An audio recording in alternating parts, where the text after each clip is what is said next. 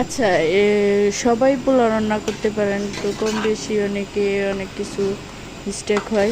তো এরকম জোরে পোলাও খুব অল্প সময়ের মধ্যে এরকম জোরে পোলাও রান্না করার রেসিপিটাই আমি আজকে আপনাদের সাথে শেয়ার করতেছি। আশা করছি ভিডিওটি শেষ পর্যন্ত দেখবেন এবং কিছুটা হলেও উপকার হলে কমেন্ট বক্সে জানাবেন।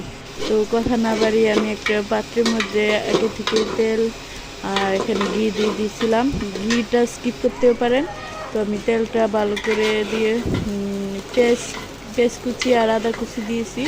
এখানে ব্রাউন কালার মতো ভেজে নিয়ে আমি চালটা ধুয়ে রাখা আগে পানি জড়িয়ে তো এখানে চালটা দিয়ে দিছি, হালকা ভেজে নিব। তো দেখতেই পাচ্ছেন আমি এখানে একটু নাড়াচাড়া করতেছিলাম। তো 1-2 মিনিটের মতো ভেজে নিলেই হবে। তো আমি আগে থেকে এখানে পানিটা গরম করা ছিল। তো আমি এখানে যে